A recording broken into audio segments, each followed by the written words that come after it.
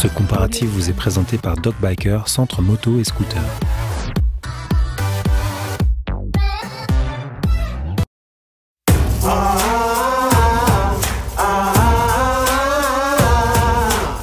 Et salut les copains, alors aujourd'hui est une journée particulièrement joyeuse parce que premièrement il fait beau, deuxièmement on est en présence de deux motos mais fortes en sensations et troisièmement surtout je suis avec Maya Camus. Maya Camus vous la connaissez, c'est la Rita Hayworth de la moto, elle a 10 000 qualités et notamment une c'est quand elle arrive quelque part, le temps s'arrête. Maya elle est intemporelle et ce qui est intemporel je dirais c'est aussi la Katana, née en 81, elle ressort en 2019 avec un moteur de GSX-R, un look assez tranché et on s'est dit mais avec quoi pourrait-on la comparer, et c'est là Maya que tu es arrivée avec une idée sublime. Phénoménal, ouais. Enfin, en même temps je pense que tout le monde y aurait pensé, hein, un petit peu, voilà, une Honda CB1000R sortie l'année dernière, alors un nom historique et un moteur aussi d'origine historique de CBR, n'est-ce pas, 2006. D'accord, alors moi c'est 2005 la GSX-R, mais on est quand même pas loin. Eh bien écoute, voilà, quoi de mieux, n'est-ce pas, que cette CB1000R face à cette Suzuki Katana. Alors on va essayer de les départager, c'est pas sûr qu'on y arrive. Je pense qu'on va avoir une sale journée, des belles routes, du beau soleil, des belles motos et à la fin une conclusion qui fera histoire par sa vérité absolue dans l'histoire des comparatifs de motos. Absolument, mais ça je compte sur toi Philippe. Alors moi je comptais sur toi, si tu veux, c'est bien mal barré. Si on allait rouler, on y va. Allez, on y va. À tout à l'heure.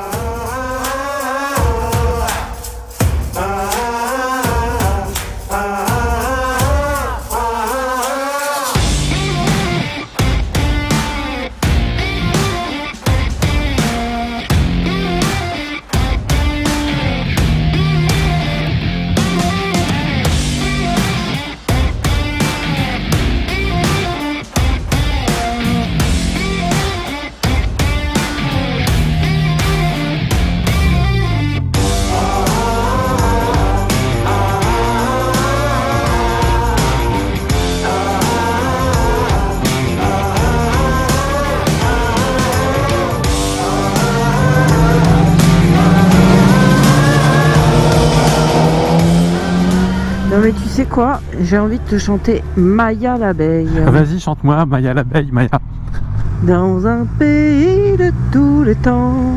Oh, qu'est-ce que c'est beau. Et la plus belle des abeilles que l'on ait vue depuis longtemps s'envoler à travers le ciel. Et alors sais-tu un truc Maya, c'est que Maya l'abeille, alors je parle du dessin animé, hein, pas de toi, elle avait 6 ans quand est sortie la Katana. Eh bien écoute, je crois que je l'ai su, oui, absolument, je l'ai su, mais peut-être dis-moi Maya, pas Maya l'abeille, mais l'autre Maya, toi, que penses-tu de cette Katana? T'as vu la transition de ouf? Ah ouais, écoute, j'étais assez scotché par le design qui rappelle quand même bien l'ancienne. Et puis j'ai été bien scotché aussi quand je suis montée dessus, n'est-ce pas, après la Honda. Et c'est bluffant quoi, ce moteur, il a beau dater un petit peu, enfin bon il a été retravaillé, hein, mais franchement, qu'est-ce qu'il est agréable. Dès les bas régimes, il part comme une balle. Et pour le coup, c'est vrai que la Honda elle fait un petit peu plus sage. Mais moi sur la Honda j'aime bien le côté double face, hein. On peut être smooth à bas régime et puis quand tu vas chercher dans les tours ça explose. Donc je saurais pas quoi choisir. Écoute, moi je suis un peu comme toi. Ce qui est intéressant, c'est que ces deux motos sur le papier, finalement, elles ont des fiches techniques qui sont vraiment très proches, que ce soit en puissance, en couple, en poids, en hauteur de selle. On est vraiment dans l'épaisseur de la mesure. Exactement. Mais ce qui est intéressant en fait, c'est que malgré donc les fiches techniques vraiment proches, on a des sensations complètement différentes. Alors d'un côté, on a un moteur de sportive, hein, la GSX-R, c'est le bloc qui date de 2005. De l'autre, oui, on a aussi, un moteur hein, de sportive, la CBR, il date de 2006.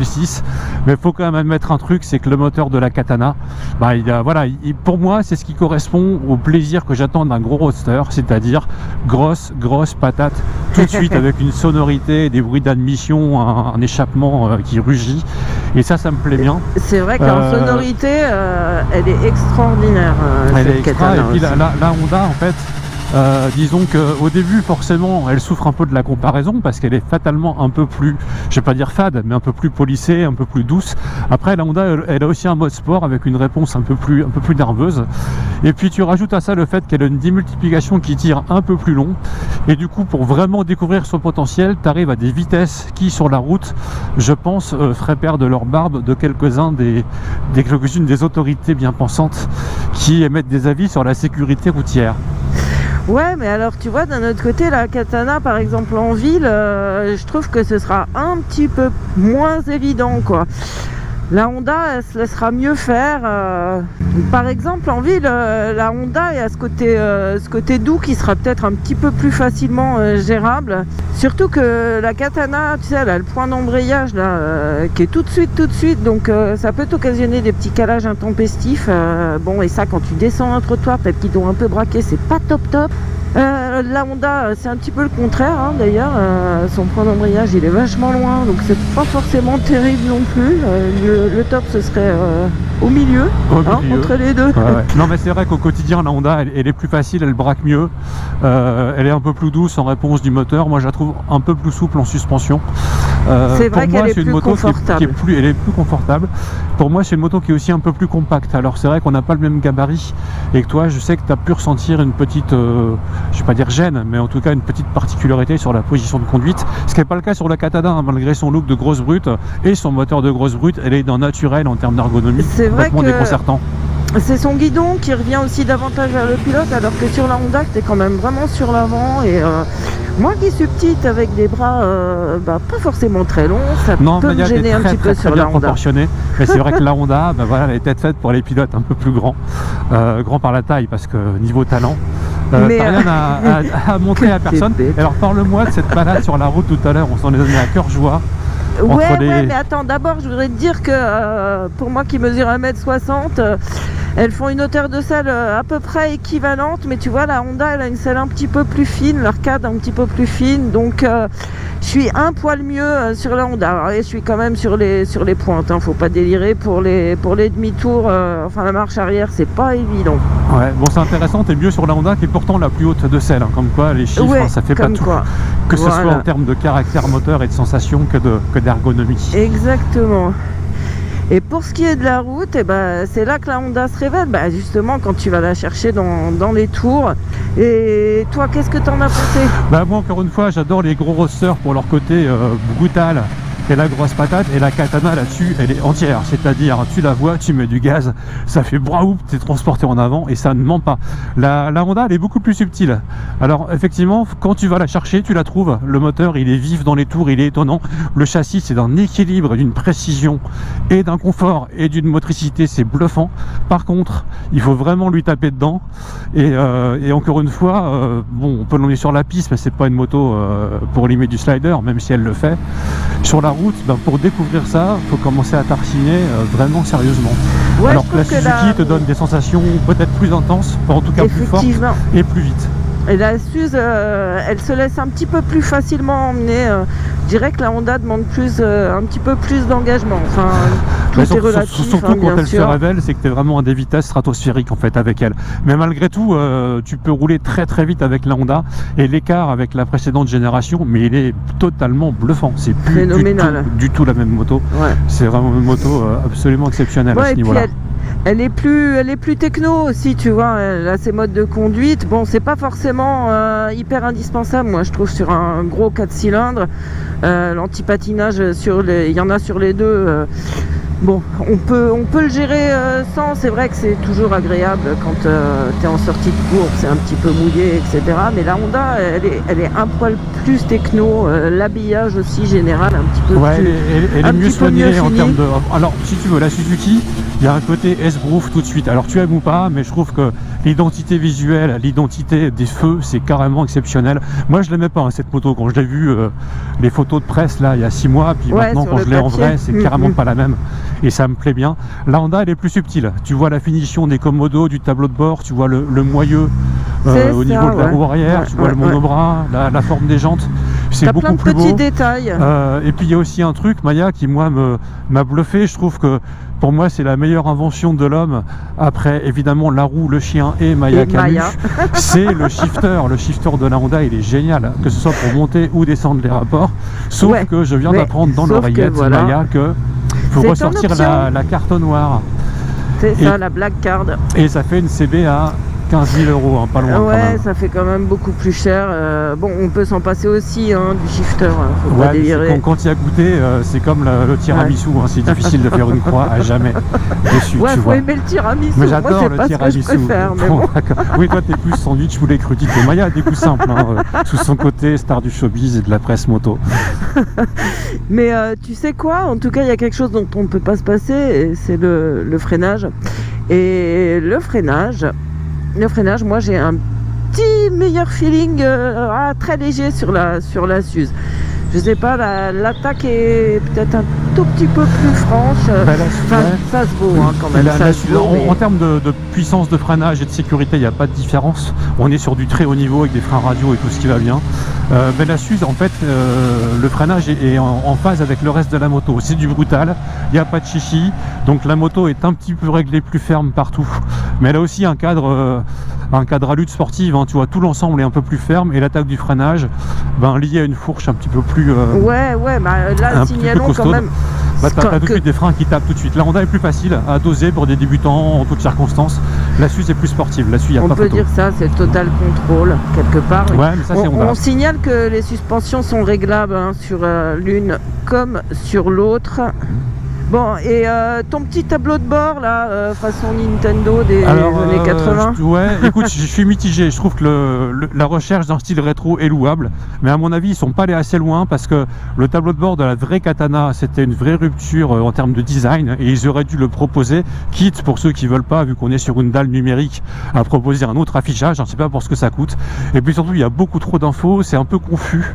Je trouve que la Honda est plus lisible. Et puis il y a une info, moi, qui j'aime pas trop. Si on regarde, là, on a refait le plein. Il y a 27 km, alors certes on a fait quasiment que de la ville, mais l'indicateur d'autonomie m'annonce 133 km restants, ce qui fait que ce qui fait qu'à 160 km, si on roule comme ça, il faut faire le plein. Et moi cette moto, j'ai dit, je la kiffe vraiment parce que j'adore les roadsters avec du caractère, j'adore les motos puissantes, j'adore les 4 cylindres qui t'arrachent les bras, qui font un joli bruit, mais si je les adore, c'est pour rouler avec et pas m'embêter à chercher une station toutes les heures ou toutes les heures et demie.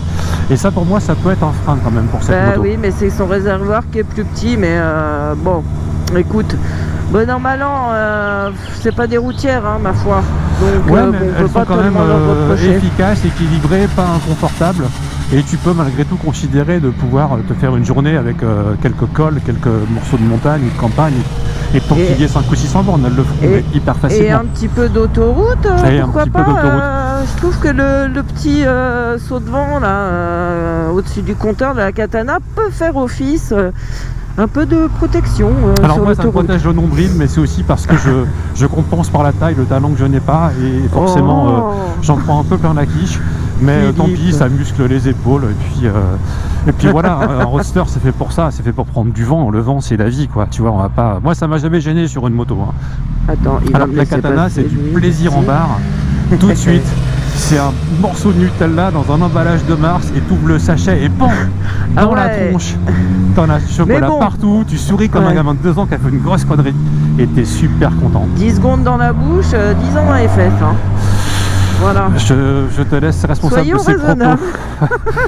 Je te laisse gérer des ligues de protestation féministe. Voilà. Bon comment on conclut cette histoire? Voilà, le problème c'est que on sait pas trop quoi. Ouais. Franchement, moi je pense que trancher sur l'origine de l'œuf ou de la poule, ça aurait été plus simple. Et là, je suis un peu embêté, quoi. Le coq? Ouais, le coq est responsable de ça. En parlant de coq, j'ai une idée, on pourra faire venir quelqu'un d'autre dans le débat. Ouais, je crois qu'il va falloir... J'ai une vague suggestion à faire. Ouais, je t'écoute. Écoute, tu sais quoi, on va se poser, et puis j'y réfléchis. Voilà. Bon alors Philippe, laquelle tu prends? Écoute, je sais pas. Ouais. Parce qu'en fait, Pour moi, un gros roster, c'est des grosses sensations. Je le trouve sur la Suze, mais je trouve que la Honda fait d'autres choses bien mieux et je ne saurais pas laquelle acheter. Bah écoute, moi j'ai un petit peu ce genre de problème aussi. Je les aime toutes les deux pour les mêmes raisons que toi. Hein. Il faudrait peut-être les mélanger pour faire un melting pot. Est-ce que la conso pourrait les départager? Ça peut être un point déterminant, hein, parce qu'en fait, non, elles consomment pareil. À peu près pareil. Tu as une différence d'autonomie quand même. C'est ça le truc, ouais. La Suze, elle n'a pas beaucoup d'autonomie, hein, 12 litres, donc on fait 170 bornes. Ça peut éventuellement vous aider, mais bon, c'est assez limité. Moi, ça m'aide pas. Pour moi, c'est un frein. C'est d'ailleurs pour ça que je ne saurais pas laquelle prendre. Et c'est pas le tarif non plus qui va nous départager, puisqu'on est à 200 € d'écart. C'est ça. Entre les deux machines. 13 699 et 13 499 pour celle-ci. Donc, on est un peu dans le caca, mes enfants. Et pourtant, j'ai passé une super journée. J'ai adoré rouler avec toi, Maya. C'était un espèce d'optimum d'une carrière de journaliste moto. J'ai adoré rouler sur ces deux motos. Alors? Bah moi, je pense, comme l'a dit le philosophe Mulder, la vérité est ailleurs. Et elle est là.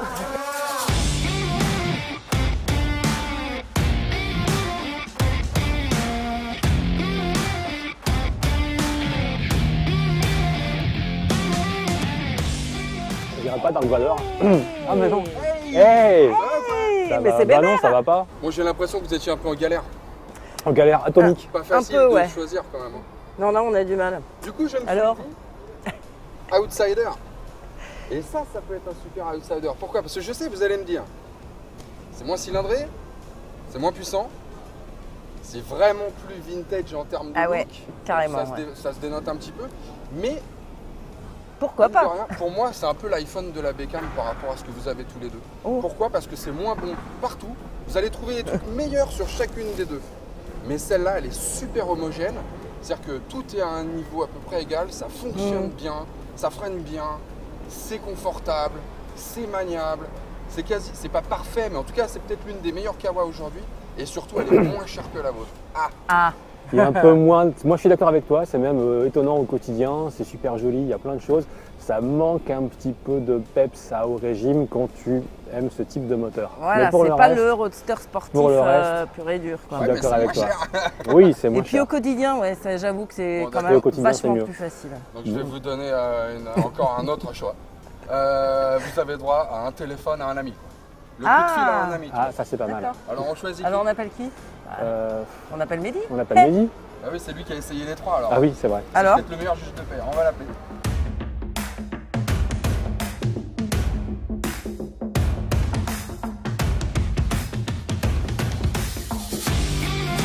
Allô?